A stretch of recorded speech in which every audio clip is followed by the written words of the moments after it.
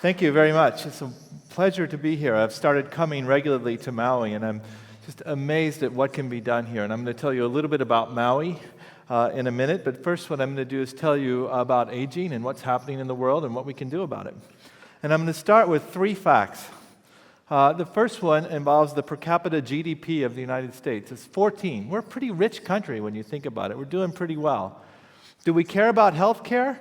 Well, the answer is clearly yes. We're number 1 in the amount of money we spend per capita on health care in this country. We spend over 2 times as much as any other country in the world. So what do we get out of this effort? Well, lifespan is one decent measure of health care. If you're only going to pick one measure, lifespan's not a bad one. Are we number 1? We're number 50. This system is completely broken. And I'm going to tell you, I'm not here to give you a lecture on healthcare. I don't have all the answers on that. What I'm going to do is tell you a little bit of the facts about why we're not good at life expectancy in this country and what we can do about it. But first, I want to go back and tell you what's going on with aging around the world and eventually locally. So this is the world statistics. On the top, we have the data in 2002, and anything that's painted red means that 20% of that country has a population aged 60 or over. So the world was pretty young in 2002. There are only a few places, Japan and Korea and parts of Europe. But by 2050, it's going to change. We're going to have a greater part of the world with over 25% of the population over 60. And some countries like Japan and Korea are going to be approaching 40%. Now, if these people have chronic diseases, and if they can't work and they have high healthcare costs, there are not enough working people in the population to take care of them. We have to do something to keep our kupuna healthy. If we look at the United States a little more specifically, this is what survival statistic here, and it's a little bit hard to read, but you want to look at the shape of the curve. So in green, we have what was going on in 2000. And you can see that most of the people are young or middle-aged. There's that little bulge about midway up the green curve. That's our baby boomers in this country. And as you probably know, they're starting to retire. And so what's going to happen in a few years is we're going to have the purple statistic. We're going to have more older people in this country, up to 25%. And then eventually we're going to have the lighter purple statistic, where we have the fastest growing percentage of the population are the people over 80. That's already true, and this country has to do something about it. We need to think about it now, not 20 years from now when we already have the problem. So why does all this matter? Why does it matter that there are more old people? Well, I think you know the answer to that, but we typically don't think about it. The risk of disease goes up dramatically with aging. This is a log axis on the left, on the y-axis here. And we're looking at the rate of increase of different diseases. They all go through the roof with aging. If you look at the NIH website on cardiovascular disease and you ask what's the biggest risk factor, they'll tell you it's cholesterol. 3.5-fold increased risk of cardiovascular disease. And I agree, cholesterol is bad. If you look at people from 40 to 85, the rate of cardiovascular disease goes up by over 16-fold. Aging itself is the number 1 risk factor for the majority of chronic diseases that we care about in this country. Okay, so this look more on the individual level. Life expectancy is going up. People are living longer, pretty much all over the world. Japan has one of the most accelerated rates. This is the change in the blue graph is the average life expectancy between 1970 and 2010. It's gone up dramatically in Japan. It's gone up in the U.S., but not as much. And there are a lot of reasons for that, and I'll come back to that in a second. But we're living longer. But does that really matter? Is it really life expectancy that we're after here? Or is it healthy life expectancy? Is it Healthspan that what we really should be caring about? And let me illustrate that by showing my 2 grandmothers. Now, my grandmothers never realized they'd be featured on a stage in Maui. So they both had a very long lifespan. My grandmother, Eliza, with the dark hair, lived until she was 99. And my grandmother, Lita, is still alive, and she lives independently. She'll be 101 in March. Now, I cherished being able to spend so much time with both of my grandmothers. They were both great. But if you look at their health, they were very different. Eliza had all kinds of health problems. She had everything wrong with her starting from age 60. She had one thing going for her, and that was stubbornness. She was going to hang on no matter what. Lita was healthier. She's still fairly healthy. She quit bowling at 93. And so both of these individuals had a long lifespan, but only Lita had a long health span. And this is what we really need to be focusing on. How do we achieve this? Well, here's the statistics about living longer. This is that sums it up the best, this headline.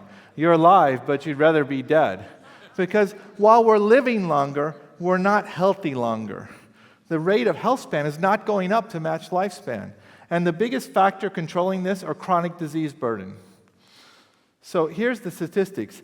Between 1990 and 2010, the projected lifespan for people born at those times, it's gone up by 4.2 years for males and 1.9 years by females. Sounds great, but the healthy life expectancy has only gone up by about half that.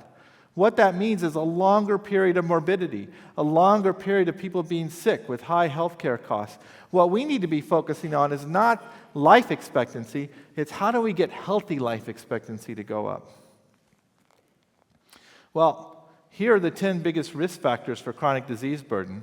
And you might think about a lot of things that could be on that list. You might think about pollution and pesticides, and I'm worried about those things too.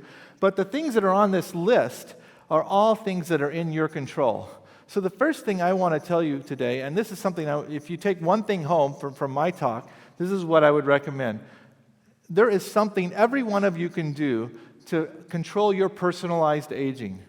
You can develop healthy lifestyles. And everyone tells me when I say this, oh, don't talk about that. Nobody does behavioral change. I don't believe it, especially on Maui. This is a progressive, forward-thinking group of people, especially in this audience, and you can take control. So the risk factors, tobacco use, excessive alcohol use, a lot of them are due to overnutrition. You just heard from Lauren that a third of the world is undernourished. Well, there's a third of the world that's overnourished. And a lot of them are in the United States.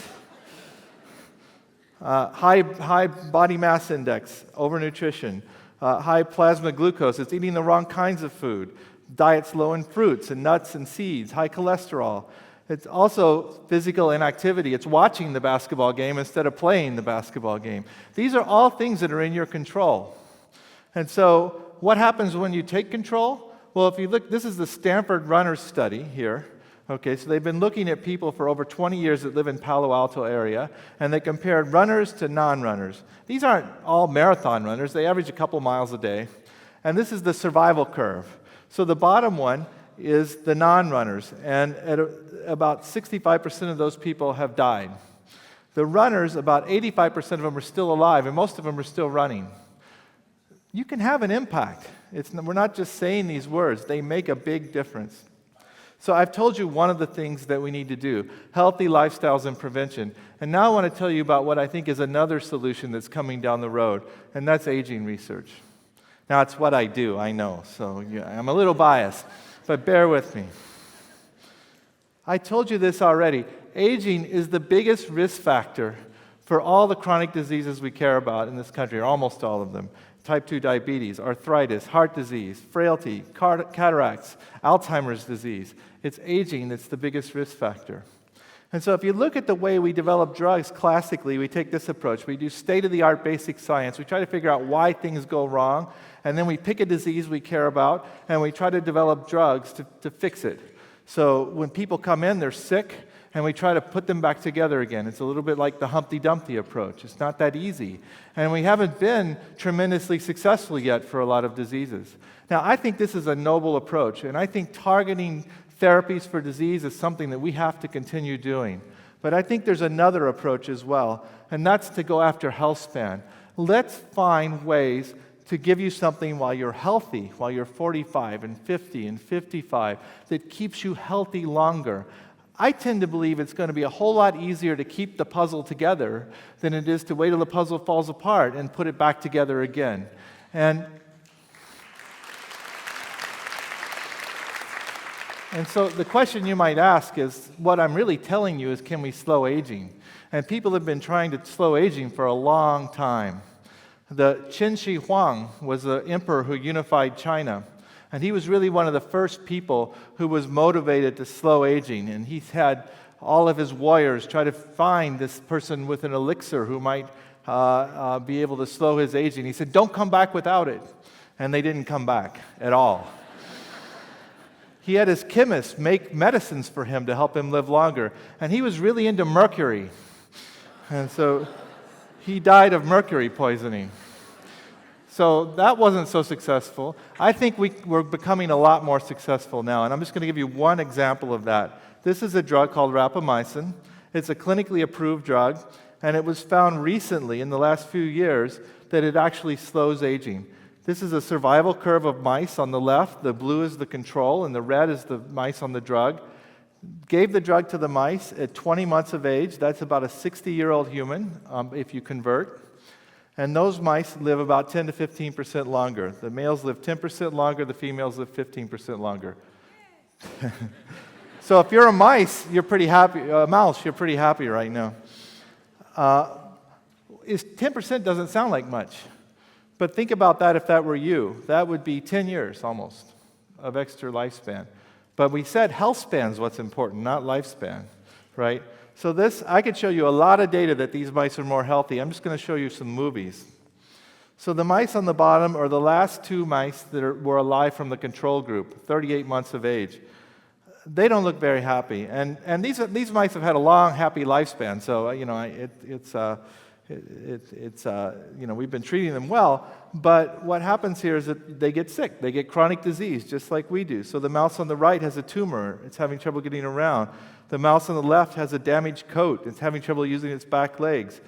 The mice at the top are treated with rapamycin. Now, for any mouse experts in the room, I agree with you. They don't look like totally young mice.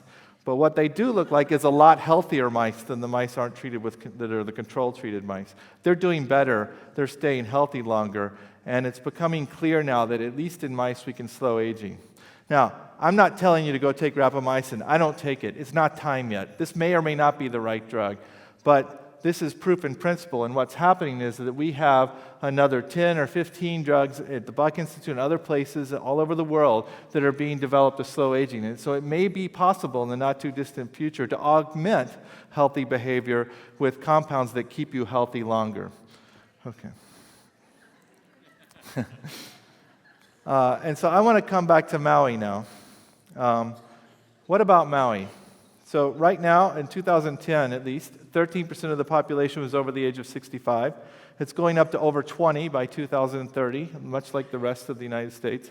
People in Hawaii actually are quite long-lived. But there are a lot of disparities.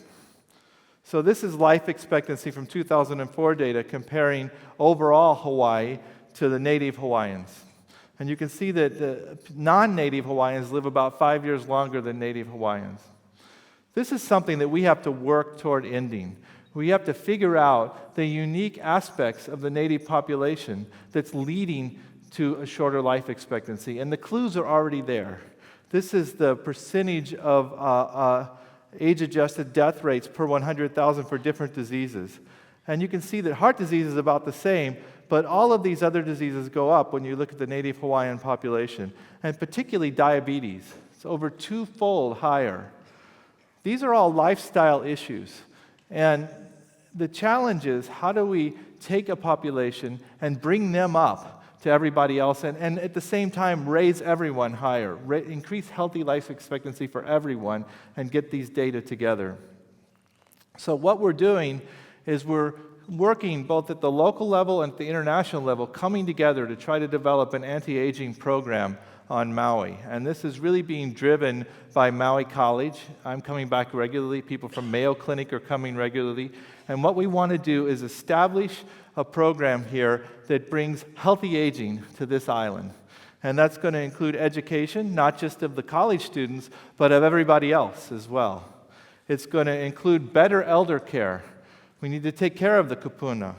It's going to include, how do we actually make people live healthy lifestyles? How do we make them want to live healthy lifestyles? We want to enforce it. We want you all to decide how to be healthy. Take a personalized approach to healthcare, healthy aging.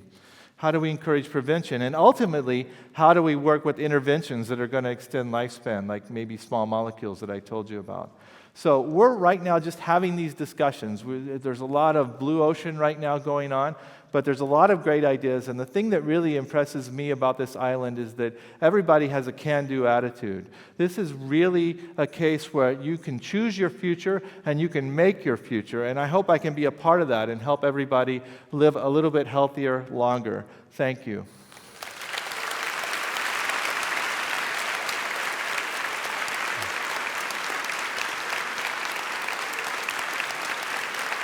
Thank you.